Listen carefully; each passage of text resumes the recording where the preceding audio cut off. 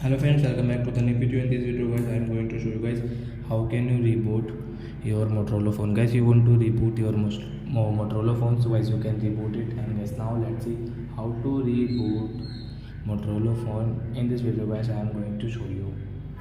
So before starting video friends, I want to tell you, if you are in my channel and you are watching my video first time, so first of all go and subscribe my channel, click the bell icon and like my video. So guys, now let's start the video. So when first of all, what will happen guys, you can see guys your power button. By this power button guys, you can see, so guys press here, then guys you can see this 3 emergency, power off and restart. So guys you want to reboot, so guys tap on here and guys your phone will reboot in your Motorola phone. So guys your Motorola phone will reboot. Sorry friends.